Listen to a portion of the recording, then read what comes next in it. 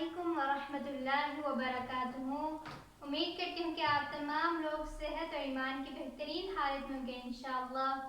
تو چلیے آج کے سبق کا آغاز کرتے ہیں۔ آج ہم پڑھیں گے جزم اور شد کے بارے میں۔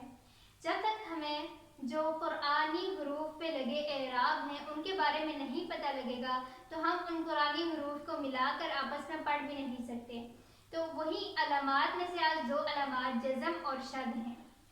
آپ نے دیکھا ہوگا کہ جزم جو ہوتی ہے وہ متعدد مقامات پر قرآن مجید میں قرآنی حروف پہ آئی ہوئی ہے۔ اس کے لکھنے کے 4 طریقے ہیں۔ ایک تو وہ اس شیپ میں لکھی جاتی ہے جہاں پیچھے سے نوک ہوتی ہے، ٹھیک ہے، اور ایک دال کی شیپ میں لکھی جاتی ہے، اور زیادہ تر قرآن میں دال کی شیپ والی ہی آتی ہے۔ اور کچھ تو ہوتی ہے وہ 8 کے سائن میں ہوتی ہے اور کچھ بالکل 0 یعنی گول اس کا جو ہے وہ سائن ہوتا ہے۔ وہ زیادہ تر جو احادیث کی کتاب ہوتی ہیں ان میں استعمال کیا جاتا ہے۔ تو جزم کو لکھنے کے بیسیکلی کتنے طریقے ہیں؟ 4 طریقے ہیں۔ اب ہم پڑھیں گے کہ جزم کو کہتے کیا ہیں اور جس حرف پہ جزم آ جائے اس کو کیا کہتے ہیں اور جزم پڑھی کیسے جاتی ہے۔ تو دیکھیں کہ جزم کو ہم کیا کہتے ہیں؟ سکون کہتے ہیں، ٹھیک ہے۔ جزم کیا ہوتی ہے؟ سکون، کیونکہ جس بھی حرف پہ آتی ہے اس کو ساکن کر دیتی ہے، اس کی اپنی کوئی آواز نہیں رہتی، وہ پچھلے حرف پہ ڈیپینڈ کرتا ہے، پچھلے حرف کی حرکت پہ، کہ اگر پچھلے حرف پہ زبر زیر پیش ہوگی تو میں اس کے ساتھ ملا کر پڑھا جاؤں گا۔ تو اس وجہ سے جزم کو کیا کہتے ہیں؟ سکون، کیونکہ حرف سکون کی حالت میں آ جاتا ہے۔ اور جس حرف پر جزم ہو وہ حرف کیا ہو جاتا ہے؟ ساکن۔ جیسے با ہے، با کے اوپر جزم ہے تو با کو تو جزم کو تو ہم سکون کہیں گے، لیکن با کو کیا کہیں گے؟ ساکن۔ با ساکن ہے، با کی اپنی کوئی آواز نہیں ہے۔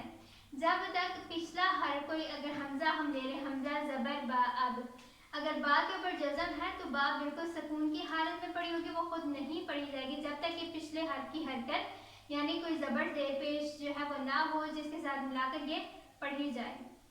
تو جزم کو کیا کہتے ہیں؟ سکون، اور جس حرف پر جزم آ جائے اسے کہتے ہیں ساکن۔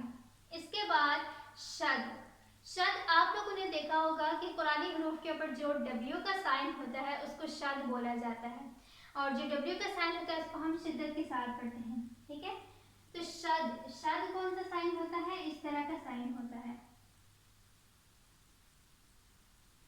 جس حرف پر شد آتے ہیں اسے کہتے ہیں مشدد، میم شین دال دال، مشدد یعنی شد والا حرف۔ جو شد والا حرف ہوتا ہے وہ ہمیشہ 2 دفعہ پڑھا جاتا ہے۔ کس طرح سے؟ جیسے اگر میں پڑھتی ہوں اب ات، دیکھیں جزم پڑھتے ہوئے اب ات ات اج، اس طرح سے آواز آ رہی ہے، لیکن شد پڑھتے ہوئے آپ کو 2 دفعہ تا با اور تا کی آواز آئے گی، اب با ات ات۔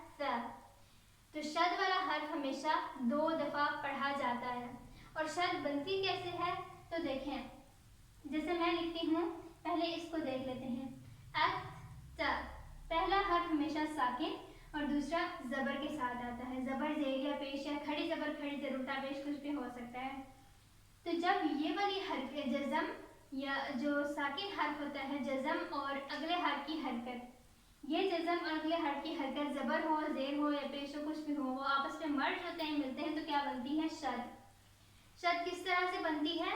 پہلا حرف ہمیشہ ساکن ہوتا ہے جزم والا، اور دوسرا یا تو زبر کے ساتھ ہوگا زیر کے ساتھ یا پیش کے ساتھ، یا کھڑی زبر کھڑی زیر الٹا پیش کے ساتھ، اور ہمیشہ ایک ہی حرف 2 دفعہ ریپیٹ ہوتا ہے۔ شد والا حرف 2 دفعہ پڑھا جاتا ہے اور اس کی ریپیٹیشن ہوتی ہے۔ شد کا جب ہم کھول کر لکھتے ہیں تو اس میں کیا 2 چیزیں پائی جاتی ہیں؟ ایک جزم اور دوسری حرکات، کھڑی حرکات یا دوسری حرکات ثلاثہ کچھ بھی ہو سکتی ہیں۔ تو شد، اب دیکھیں کہ جو شد ہے وہ ڈبلیو والا سائن ہے، اور جس حرف پہ شد ہوگی اس کو مشدد بولیں گے، 2 دفعہ پڑھی جائے گی، اور کس طرح سے بنتی ہے؟ پہلا حرف ہمیشہ ساکن ہوتا ہے، دوسرا حرکات کے ساتھ آتا ہے۔ تو یہ تھی آپ کی جو قرآنی حروف کے اوپر یا جو علامات استعمال ہوتی ہیں جزم اور شد۔ جزاکم اللہ خیرا کثیر۔